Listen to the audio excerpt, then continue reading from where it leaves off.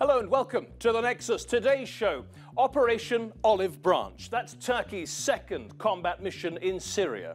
Over the next 25 minutes, we're going to be looking at America's role in all of this. Is Washington a friend or foe to its NATO partner, Turkey? The signals are a bit confused right now. We'll also be mapping out Turkey's mission to secure the border. Turkey is expecting a quick victory in Syria, but there are risks. Also ahead, France, Russia, Iran.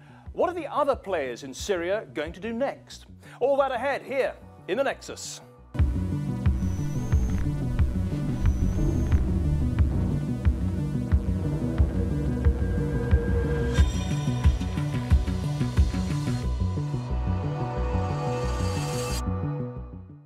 Hello, I'm Matthew Moore, and today in the Nexus we are taking a look at Turkey's latest military operation in Syria, Operation Olive Branch. Now, we are joined by the Turkish analyst, Onur Erim. He is in Ankara. We also have Sami Hamdi. He's in London. He's from the current affairs magazine, The International Interest. And finally, the retired US Brigadier General, Mark Kimmitt, is joining us from Washington. Okay, so let's take stock. Now, right now, the Turks and the Free Syrian Army are mounting an operation against the YPG in Afrin in Syria.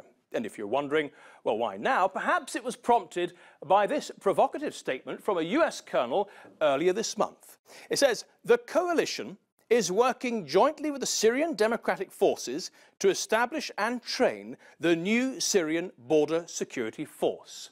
Well, that would basically mean giving the YPG even more support, and that infuriated Turkey, which has designated the YPG a terrorist group linked to the PKK. Well, the United States quickly backtracked and clarified its position. Listen closely to this report. Şimdi artık Amerika ülkemiz sınırları boyunca bir terör ordusunu kurduğunu ikrar etmiştir. Bize düşen de bu terör ordusunu daha doğmadan boğmaktır. Hazırlıklarımız tamamlanmıştır. Harekat her an başlayabilir. Turkey is a very important and valued NATO ally. Müttefikimiz dediğimiz bir ülke tüm itirazlarımıza, tüm ikazlarımıza, tüm iyi niyetli telkinlerimize rağmen sınırlarımız boyunca bir terör ordusu kurmakta ısrar ediyor.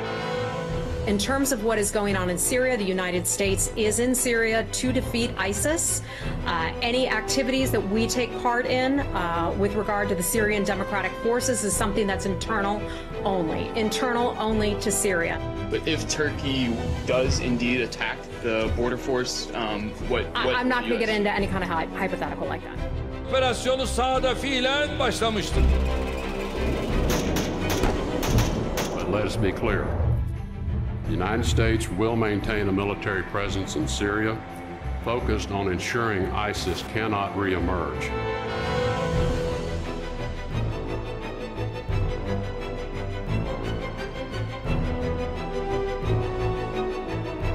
Стремясь понять мотивы такой политики Вашингтона, ничего не остается, кроме как предположить, что это либо непонимание всей ситуации, lибо сознательные провокации. Türkiye'nin terörle ve terör örgütleriyle mücadelesini bütün uluslararası toplumun desteklemesi ve Türkiye'nin yanında durması son derece önemlidir. Cette offensive nous préoccupait et que si nous comprenions le souci de sécurisation des frontières qu'a la Turquie en ce moment, nous ne pouvions qu'appeler la Turquie à faire preuve d'une la plus grande retenue à ce sujet. We're asking that both sides show restraint and see what we can do to work together to address Turkey's legitimate security concerns. İlk adım olarak da terör örgütlerine silah yardımını durdurmaları ve dağıtılmış, verilmiş silahları toplamalar olarak atabilirler. We urge Turkey to exercise restraint in its military actions and rhetoric, ensure that its operations are limited in scope and duration. Amerika ne diyor? Süre belli olmalı. Fazla uzun olmamalı. Peki o zaman ben de Amerika'ya soruyorum. Ya Afganistan'da sizin süreniz belli oldu mu? Ne zaman bitecek o?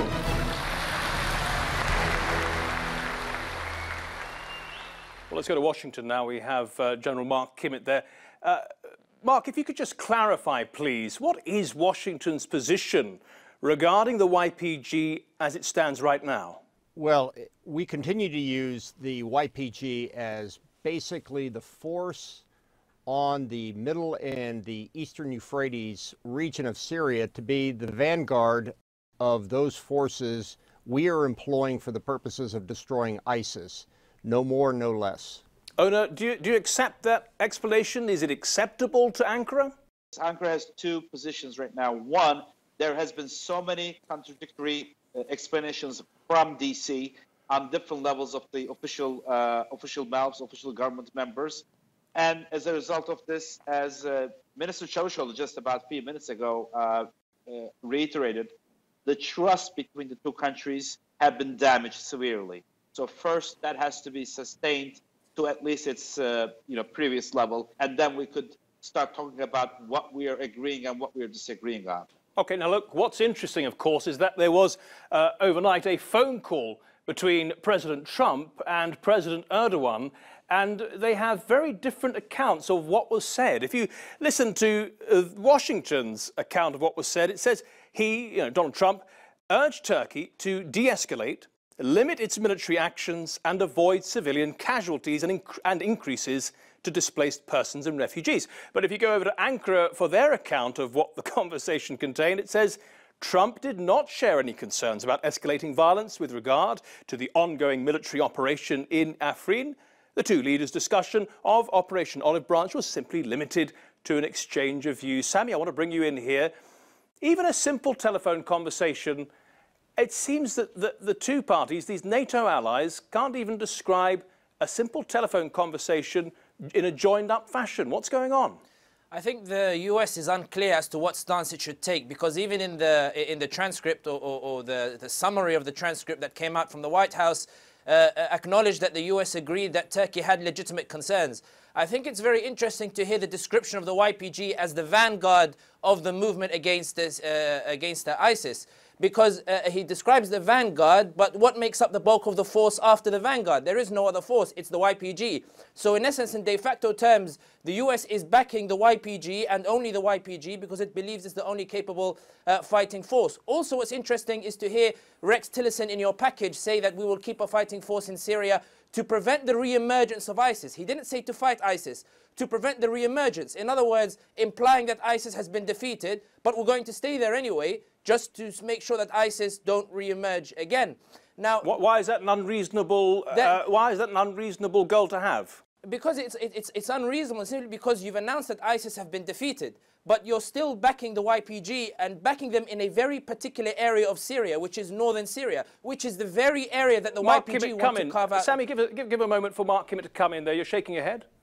Well, my point is that the Secretary never said ISIS was defeated. In fact, as recently as January 20th, we had a huge operation in that region against 150 ISIS that were forming for an attack. I do take the point there has been lack of clarity and, quite frankly, fumbling in the communications effort by the United States. But I think some people would try to drive a wedge in that communication strategy to infer that there are different strategies among the different branches of the United States government.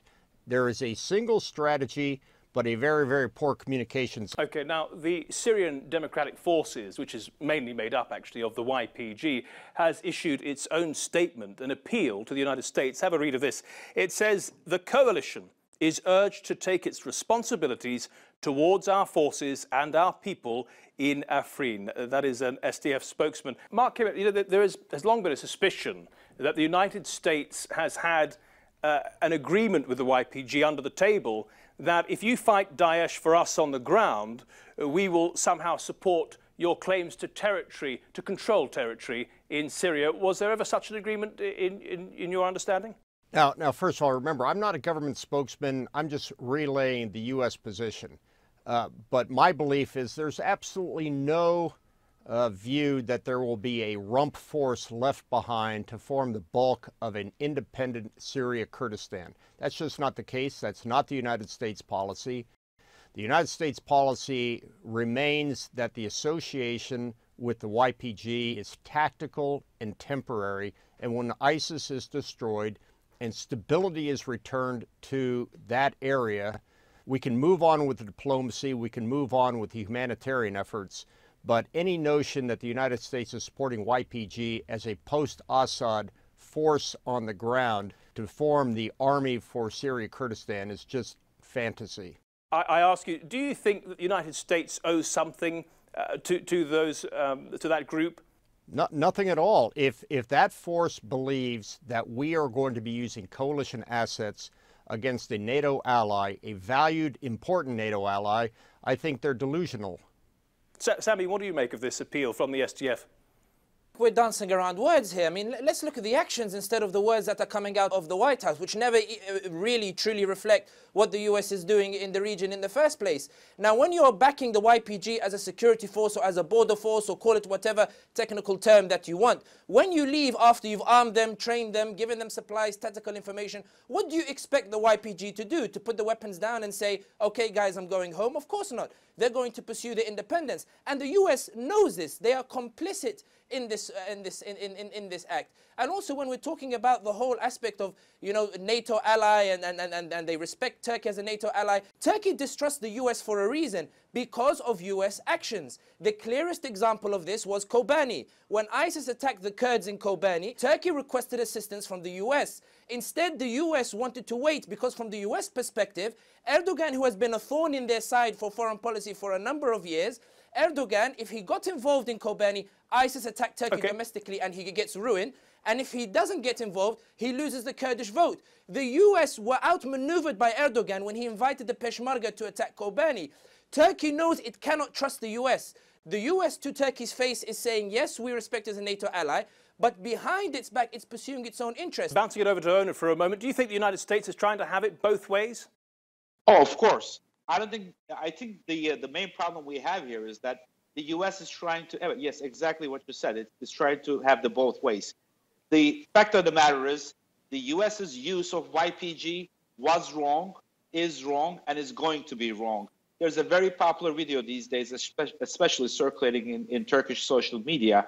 I think it's dating back to April 2016, between Senator Graham and the then Secretary. Oh no, we have that. We have that. Let's play it. We actually have that interaction between Lindsey Graham and the Defense Secretary at the time, Ash Carter, which, as Ona said, we've seen a lot of recently. We're going to get Mark's reaction in just a moment. Let's play that. Have you heard of the YPG? I have heard of them also. Who are they? Another Kurdish group. Aren't they the military wing of the PYD? They are, yes. Is that right, General Dunford? That is correct. They're a leftist Syrian Kurdish political party founded in 2003. Reports indicate that they're aligned, or at least have substantial ties to the PKK. Is that true? Yes, we have. Is the PKK a terrorist organization in the eyes of the Turkish government? The PKK is a terrorist organization not only in the eyes of the Turkish government, but in the eyes of the U.S. government as well, Senator. Is it surprising to you that the Turks may be upset with us by arming the YPG in Syria, since they're so closely aligned with the PKK? No, it's not. No, it's not at all, Senator. Well, let's go back to Washington. Mark Kimmett, it does seem from the outside world that everyone in Washington knows the YPG is linked to the PKK, which both Turkey and the United States have designated a terror group. How do you defend that? Well, I don't defend it. Again, I've been given the Washington position. Let me give my personal opinion. I think you said it right. The United States is trying to have it both ways. They are trying, on one hand, to satisfy the legitimate concerns of Turkey. On the other hand, they're trying to use the YPG as a proxy force, as a vanguard force, supported by American artillery and American air to defeat ISIS. And they found themselves in a very tricky point, because even though Ash Carter, the former Secretary of Defense, said that there was a link to the PKK, the view has been among the lawyers that there is no link to the PKK. Otherwise, the United States would be in violation of its own laws. If the YPG wasn't being used by the United States to fight Daesh, would the United States then designate the YPG a terror group as it has with the PKK? You know, that's a good question. all branches of the PKK are a declared terrorist organization. The fact remains that the PKK was among the first designated terrorist organizations when the program came into effect in the State Department in 1997. So providing support to the PKK or any of its organs or any of its affiliates is in fact a violation of Title 18 of the United States Code. Well, let's try to make sense of the operation itself now. It started earlier this week and it's still ongoing, of course. And if you don't understand exactly what's going on the ground, perhaps this will clear things up for you. Turkey's president and commander-in-chief wants to secure the border with Syria. Right now, his main concern is the 10,000 or so YPG terrorists in the hills of Afrin. They're backed by the US, but are hostile to Turkey. President Erdogan's ordered the military to drive the YPG out of Afrin and to establish a 30-kilometer deep safe zone. And so, Turkey launched Operation Olive Branch on January the 20th. Turkish special forces are working with the Free Syrian Army. The Turks are hitting YPG targets from the air with F-16 fighter jets and TB2 drones. On the ground with German-made Leopard tanks and rocket launchers. While the YPG are battle-hardened from years of fighting Daesh, they cannot match Turkey's advanced weaponry or manpower. And so, President Erdogan expects the operation to be over soon and to quickly repeat the task in Manbij to the east. Dislodging the YPG from Afrin and Manbij would stop them from establishing a corridor along Turkey's border. It would also disrupt the YPG's plans to access the Mediterranean. Well, let's go back to Ankara now, and we have Ona there. Ona, what is the point of this mission? What is the threat that Turkey says the YPG poses? It's very simple. YPG-PYD is a branch of PKK, a Turkish state's enemy, and the Turkish citizens' lives of at least 40,000 people, they're the responsible party for it. So you're saying that the YPG would not contain its actions to Syria? Or as far as Ankara is concerned, there is no difference between YPG and PKK. It's just a difference of one or two letters. That's it. And Turkey will not tolerate YPG or PKK's existence or its being armed. We will probably be discussing, unfortunately, very soon that in the area right now, in Afrin, and if this thing has to continue beyond Afrin, the fact that we are not fighting YPG, and in some sort of pseudo way, we are actually fighting USA. Okay, well, let's go to Sami. Sami, what do you think is the YPG's ultimate aim here?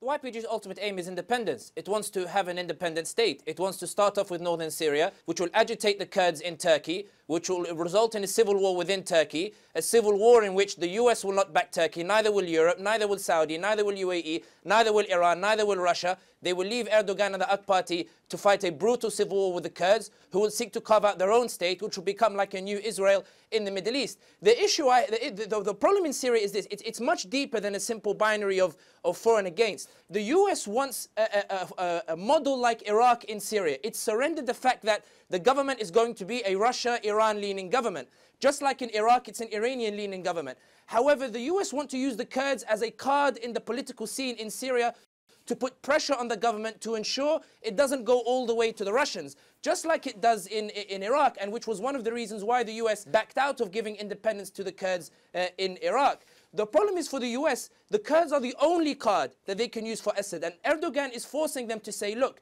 you need to give up this card. I don't care if you have no cards in Syria left. You need to give up the Kurdish card because it's not in my interest. The problem is, however, for the US perspective, is Erdogan is not offering an alternative to the Kurds. Erdogan is not offering the US some sort of security for their interest in Syria. Moreover, Erdogan's visits to Moscow and Erdogan's increased leaning towards Russia is putting the US on edge. The US is on the verge of losing a NATO ally and losing a potential power card in Syria. You've dealt with a lot of material there and covered a lot of international reaction. The French reaction is really quite outstanding. I mean, they've called for a United Nations meeting behind closed doors. They've been much more harsh in their language. We have the Foreign Minister of Turkey's statement here, Mevlut Cavusoglu. He's basically saying that, very clearly, anyone who opposes Turkey's operation in northern Syria's Afrin region is siding with terrorists and will be treated accordingly. Ona, if I could come back to you for a moment. On the international level, on the international stage, what's happening behind closed doors? Is it hard to tell? I don't think any of, especially countries in the West, are happy with the presence that the Turkey has been starting to have in the region. But on the same hand, no one really can be objective. I'm sorry, can object the fact that Turkey has all the right reasons to be in Afrin and beyond Afrin. Again, as U.S. is trying to have it both ways, so does most of the other nations. They don't want this much of a big presence by Turkey in this region, but they cannot really object to it because Turkey has all the right reasons to do it, and that's what it is doing right now. What do you make of the French reaction so far? Is it going to be serious opposition?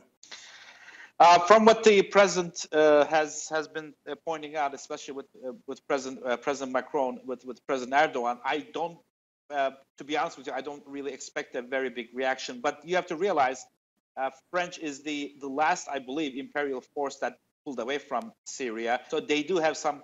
They also have some political or historical ties to the region.